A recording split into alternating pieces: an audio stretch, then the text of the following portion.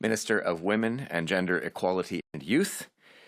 She's with us today virtually on screen. Marci, your presence at this announcement is really important, and I thank you for being here. I'm looking left, Marci, because that's where the screen is. I also want to acknowledge the presence of Pam Hrick, Executive Director and General Counsel for the Women's Legal and Education Action Fund, LEAF, who is with Minister Ien in Toronto. Thank you, Pam, for being here. And I'd also like to thank my exceedingly able parliamentary secretary, MP Gary Anandasangaree, who has done a lot of work on this bill, and others with me. Thank you, Gary, for being here. Today, our government introduced changes to the criminal code that address the gap in the law resulting from the recent Supreme Court decisions on the defense of extreme intoxication. The changes in Bill C-28 will hold individuals accountable and criminally responsible for violence committed in a state of negligent extreme intoxication. The gap in the law was created following the court's recent decisions in Sullivan, Chan, and Brown. For non-lawyers, the issues that these decisions dealt with can seem confusing. How can someone who commits a violent crime while extremely intoxicated not be responsible for their actions? Where does personal responsibility kick in? Au cours des dernières semaines, de nombreux Canadiens et Canadiennes m'ont fait part de leurs commentaires. Je comprends vos préoccupations. Je tiens à m'assurer que tout comprenne exactement les répercussions de ces décisions et la façon dont nous y répondons aujourd'hui. La Cour a déclaré que l'article existant du Code criminel avait une portée trop vaste et elle l'a déclaré inconstitutionnel. The existing section took away a very particular defense for violent crimes, one where a person who was intoxicated to such a degree that they were no longer acting voluntarily. It's called the defense of extreme intoxication, which is a kind of automatism. The court was clear. This defense is available in only the rarest of circumstances. It is almost never available when alcohol alone is the source of the accused's intoxication. Je tiens à répéter ce point. Le moyen de défense examiné par la Cour suprême ne s'applique que dans des rares situations particulières et presque jamais dans le cas d'une personne intoxiquée par l'alcool seulement. There have only been a handful of extreme intoxication cases in Canadian history.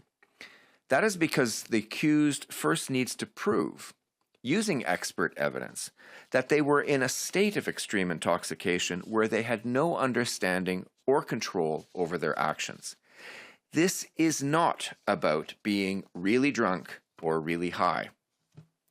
By striking down this section of the criminal code, the court's decisions left a gap in the law. Bill C-28 fills that gap. It does so in a way that is both constitutional and fair. So what does Bill C-28 do?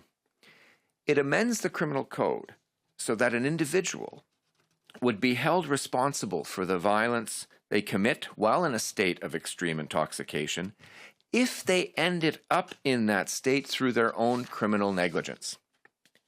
Je vais l'expliquer autrement. Vous choisissez de consommer des substances intoxicantes, dont de prendre de la drogue ou de la mélanger avec l'alcool. Si vous faites cela alors que vous êtes en mesure de prévoir qu'il y a un risque de perdre le contrôle et de devenir violent, et c'est ce qui se produit, vous pourriez être criminellement responsable. Ces modifications favorisent la sécurité publique et responsabilisent les délinquants. De plus, elles respectent la charte. Je veux revenir sur ce que j'ai mentionné plus tôt, parce que c'est important que les Canadiens et les Canadiennes le comprennent. Être en état d'ébriété n'est pas une défense pour des actes criminels comme une agression sexuelle. Je vais le répéter, être en état d'ébriété n'est pas une défense pour des actes criminels comme une agression sexuelle. C'était la loi avant les décisions de la Cour suprême et c'est encore la loi aujourd'hui. Going to repeat this in English because it's important. Being drunk or high is not a defense for committing criminal acts like sexual assault. Again, I repeat, being drunk or high is not a defense for committing criminal acts like sexual assault. That was the law before the Supreme Court decisions, and that remains the law today. And all Canadians need to understand that clearly. Intoxicated violence has serious and devastating impacts. This is especially true for some of the most at-risk people in our society: women, children, and Indigenous women, girls, and 2S LGBTQIA+ persons. C'est la raison pour laquelle nous devons appuyer les victimes et les survivants et survivantes. Nous devons faire de la sensibilisation. Nous devons changer la culture. Cela va bien au-delà de réformes de droit comme le projet de loi que nous présentons aujourd'hui. To this end, I want to highlight two Justice Canada funds, the Victims Fund and the Justice Partnership and Innovation Program, JPIP. In Budget 2021, we committed to invest just over $48 million over 5 years to improve access to free legal advice and legal representation for people who experience sexual assault and intimate partner violence. We invested an additional $539.3 million through Budget 2022 to help prevent gender-based violence and support survivors. These funds enable provinces and territories to supplement and enhance the services and supports within their jurisdiction. These initiatives support projects that help empower and inform survivors, offering them safety and support, and giving them the tools and resources that they need to understand their rights and pursue their legal options.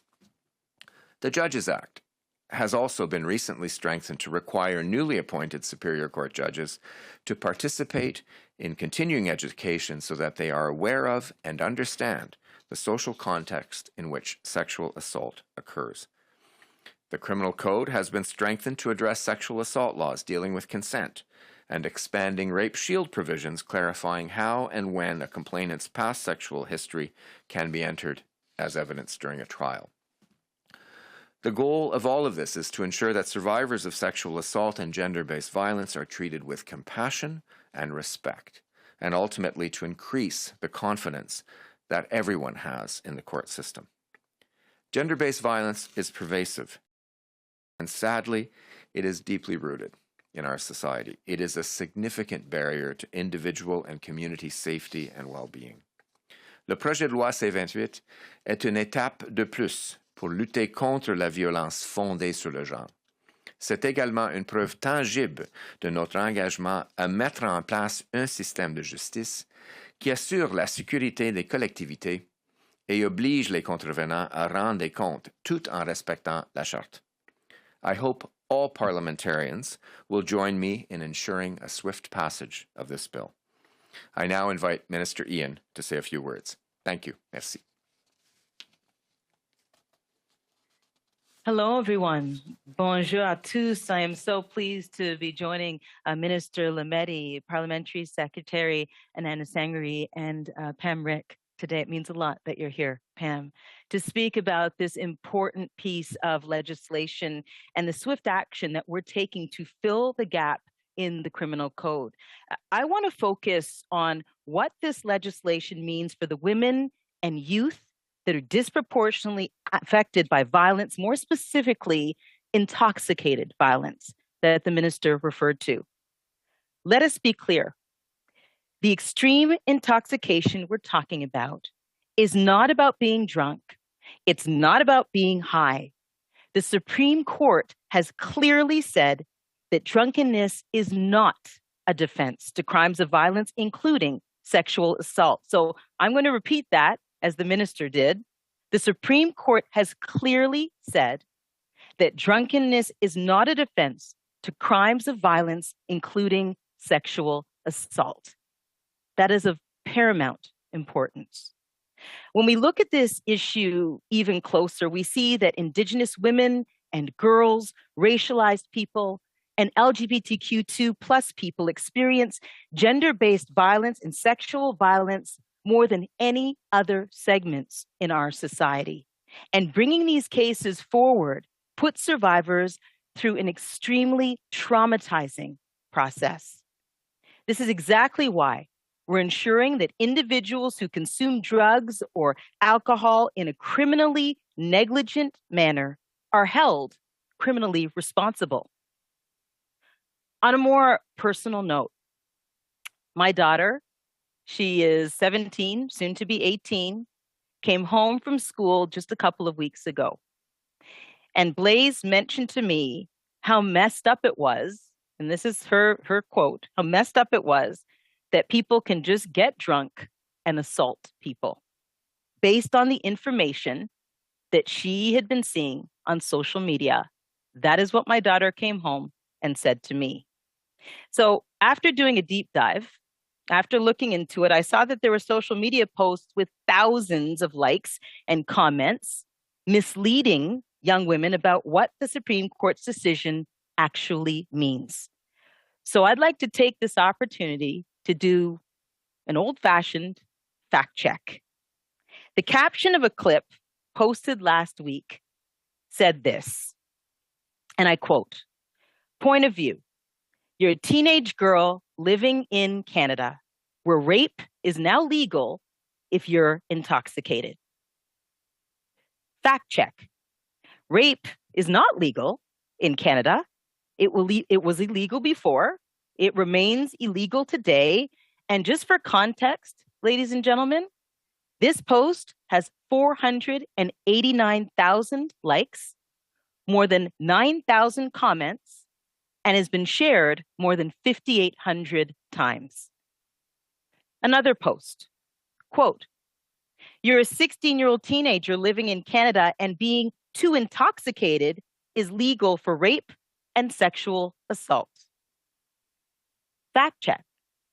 This is, of course, false. Being too intoxicated does not mean you can't be held, as we've been saying today, criminally responsible if you commit these heinous crimes.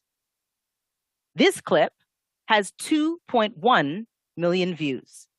So this unintentional misinformation and the sometimes intentional, I'm going to call it out, alarmist reporting style comes with very, very serious consequences for women right across this country, adding to the stigma that survivors frankly already face when reporting gender-based violence. In fact, the data shows us that only 5% of sexual assaults are reported to police, just 5%. For those who saw this ruling or the headlines surrounding it and felt that fear, I want you to know that I see you. I want you to know that I understand where this feeling comes from. But know that our government is tackling this issue from many different angles. We've implemented more training for judges, funded on-campus supports for students, and I'm working with provinces and territories on a national action plan to end gender-based violence, which is on track to come out later this year. Listen, I know there is still distrust in the justice system, especially for racialized girls and women. I know this, though I hope that today's legislation and announcement has addressed some of those very, very real concerns. It is now my pleasure to invite Pam Hrick, Executive Director and General Counsel at Women's Legal Education and Action Fund, or LEAF, to say a few words. I am literally passing the microphone and headset to Pam.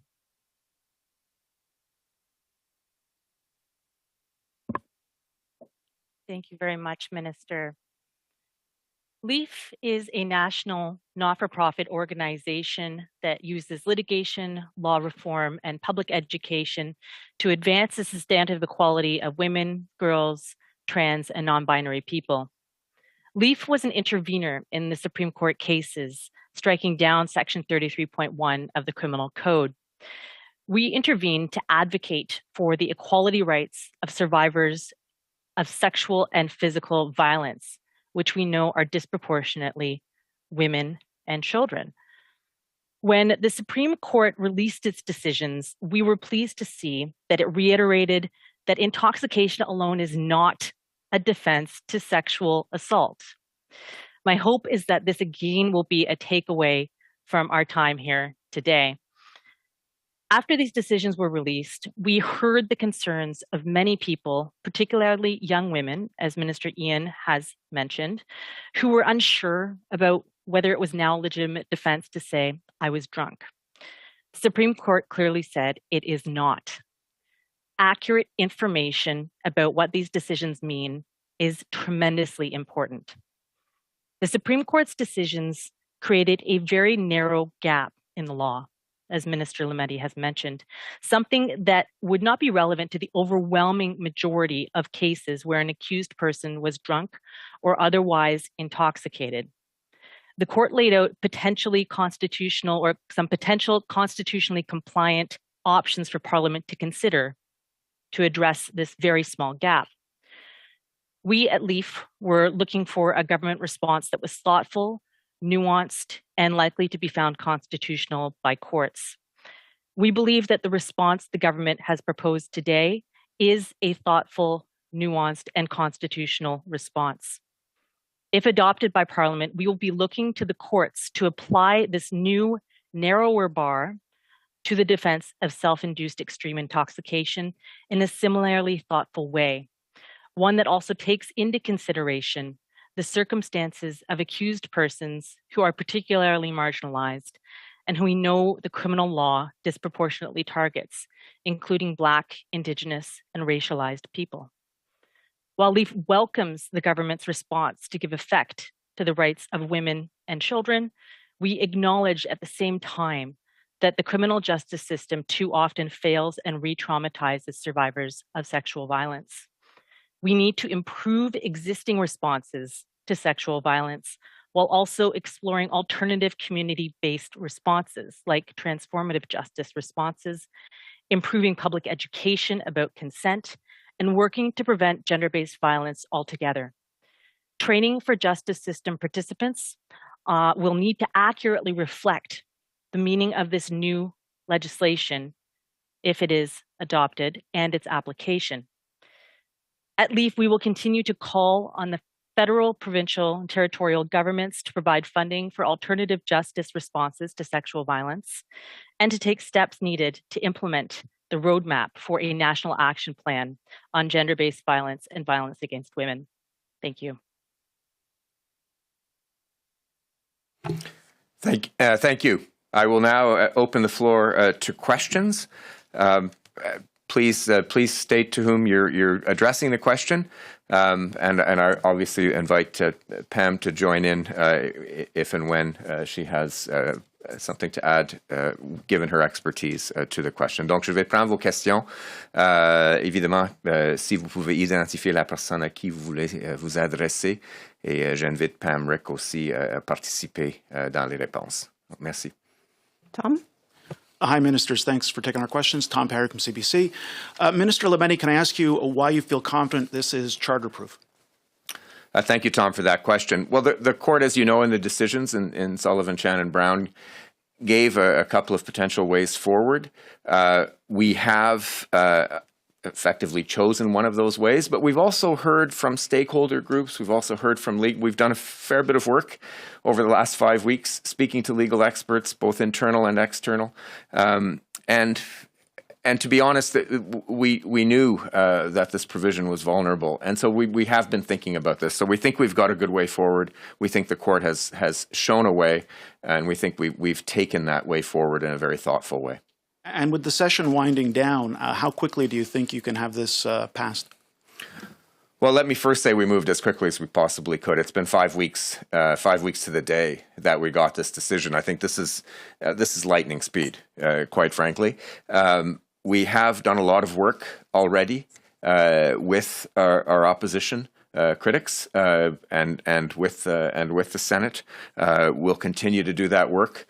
We're hoping that given the widespread support across all swaths of Canadian society, and frankly all benches in Parliament, and whether they be in the House and the Senate, we're hoping we can move pretty quickly on this. Valérie? Bonjour, Monsieur Lametti. Je posais une question simple et compliquée à la fois. C'est-à-dire qu'on comprend très bien qu'aujourd'hui, si je décide de prendre de l'alcool puis ensuite des champignons magiques, en le faisant, la Cour présume que je prenais le risque de devenir violente. Qu'est-ce que je dois prouver maintenant, démontrer à la Cour pour pouvoir me prévaloir de cette défense d'intoxication volontaire extrême? Durant le procès, ce sera à vous. Ce sera la personne qui fait face à les infractions de fournir de la preuve, sans doute avec des experts, qu'il avait achevé un état de intoxication extrême s'apparentant à l'automatisme. Donc, c'est vraiment ça. Et il faut le prouver que ça soit probable avec les experts. Et puis, la couronne, évidemment, va répondre elle va poursuivre le procès. Mais c'est à la personne de fournir de la preuve qu'il est arrivé à un tel état. Et dans les deux cas où des hommes ont été accusés dans les dernières semaines, est-ce que ça aurait changé quelque chose à la décision? Vu que l'un des cas a été remis à la Cour supérieure, je peux pas répondre à cette question. J'ai donné un exemple pendant mon discours et si vous voulez, on peut vous acheminer vers des experts techniques, mais je ne peux pas me prononcer dans les cas qu'on vient de voir. Rapidement, un peu la même chose que mon collègue. À quel moment vous pensez vraiment pouvoir aller de l'avant? La session se termine, ça va aller à l'automne? Espérons que non. Nous voulons fermer la porte tout de suite, évidemment. On a fait beaucoup de travail. Ça fait 5 semaines de la décision de la Cour suprême. On a travaillé arrache-pied avec les intervenants, avec les experts, mais aussi avec nos partenaires dans la Chambre des communes et dans le Sénat. Et donc, ils se sont montrés ouverts à aller rapidement. Donc, nous espérons qu'on pourrait pousser la semaine prochaine pour voir ce qu'on pourrait faire. Catherine? Catherine Lévesque, National Post. Hello, ministers. I just want to build on what my colleague just asked. So are you hoping that next week this will be adopted? Are you hoping for a unanimous motion, for instance? I'm hoping my colleagues will consider it. I'm optimistic. We have been discussing this with them. We've been letting them know that something was coming. We've been letting them know that something was coming that we thought they could live with. Given the options that were out there. Obviously, we didn't breach parliamentary privilege, but we've been working. We've got a good working relationship. We've done it before on 2 occasions in the fall, and so we're hopeful. Let's see what happens. Okay, just really quickly, have you had discussions with other parties to eventually do that and have this adopted in a matter of days? Let's just say I've had discussions with the other parties and with members of the Senate. I won't say the exact content of those discussions, but as I said, there's a gap. Admittedly, it's a small gap, but as Minister Ien and Ms. Hrick have pointed out, it has been associated with a lot of misinformation. And so it's important for us in closing this gap to address that misinformation in order to get a clear and coherent message out. And I think that as parliamentarians, we can all work together. We all have an interest in doing this. There's a wide swath of Canadian society that wants us to move quickly on this, whether they be victims groups, whether they be great groups like LEAF, whether they be persons traditionally associated with the Conservative Party who want us to be tough on crime. There is a point of agreement here, and I think we can move this forward. What kind of message would it send if Parliament decided not to go ahead really quickly next week, and as we go into the summer months? I mean, this gap could go on for months until the fall. I'd rather leave that to people who don't agree to justify that. I think we can move forward. Émilie? Pardon. Bonjour, Émilie Bergeron, la presse canadienne. Pour clarifier, là, vous avez dit on aimerait la semaine prochaine que ça puisse aller de l'avant avec la collaboration des autres partis. Vous voulez dire la semaine prochaine une adoption en Chambre et pour le Sénat un peu plus tard. Qu'est-ce qui est contemplé, disons? Nous allons voir. D'abord, on a déposé le projet de loi aujourd'hui. Moi, je suis ouvert à des conversations en fin de semaine, mais on a déjà eu des conversations, soit avec nos collègues dans la Chambre, soit avec des collègues dans le Sénat. Et nous croyons qu'il y a une base, vraiment une base substantielle qui appuiera une telle démarche et nous espérons d'avoir un consensus plus tôt que plus tard. Et pouvez-vous seulement expliquer la nuance, là, vous ajoutez la notion de négligence criminelle dans l'analyse qui doit être faite si cet article-là est invoqué par un prévenu.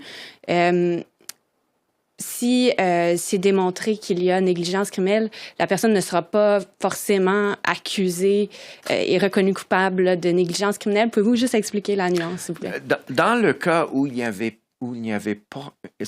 L'unique situation où une telle défense existera, c'est dans le cas où un risque prévisible d'une perte de maîtrise-contrôle n'est pas là. Donc, quelqu'un qui prend des ordonnances, des prescriptions, des médicaments d'ordonnance, et qui a une réaction complètement imprévue, peut-être. Mais ça dépend tout le temps sur le contexte et c'est pour le juge de déterminer selon la preuve. Mais c'est ce que la Cour suprême nous a dit d'exclure si on veut. Mais la grande majorité des cas sont couverts par le droit pénal, la common law, comme moi et comme le ministre Ien nous avons dit. Mais dans une minorité de cas, ça va être encore... la personne va être encore tenue responsable parce que la façon dont il est entré dans l'état de intoxication extrême était négligente. If you're online, you have a question, please use the raise hand function to ask your question. Si vous êtes en ligne et vous avez une question, utilisez la fonction lever la main pour poser votre question.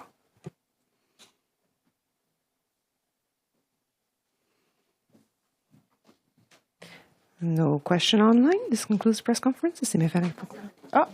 Sorry, I didn't see you. Go ahead. Go ahead, Tom. I just had a follow for both Minister Lametti and Minister Ien. You were talking about the your concerns about the misinformation that's out there regarding this idea that drunkenness can be used as an excuse. What do you what are your concerns about that? Could you explain? Like, what is the danger here?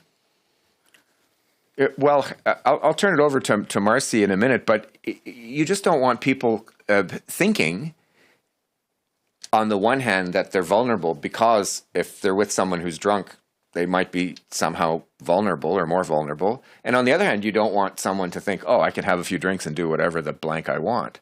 And that doesn't exist, and that hasn't existed, and it will continue to not exist. But I'd turn it over to Marci and Yeah. Thank you so much, Minister, and I'd love to build on that question. Can I just have the reporter's name, please? It's Tom Perry from CBC. Hi, Tom. Thank you so much for the question. When my daughter came home and said that to me, I saw the fear in her eyes. And what Blaze represents is fear from, young women in particular. This is what I was seeing on social media right across the country who were afraid. She heads to university in the fall. And so to see something like this, it's fear, it's compounded fear. It's what am I going to meet when I get to school? What does this mean if I'm out this summer? What does this mean right now? And so the answer to the question is, we don't want young women fearful out there, thinking that something like this could happen to them and somebody could get away with something. And that's why we're closing this gap. It's the fear, Tom. No more questions. This concludes the press conference. C'est met fin à la conférence de presse. Merci. Thank you. Merci tout le monde. Bonne fin de semaine. Thank you, everyone. Have a good weekend. Thank you. Merci. Thank you so much.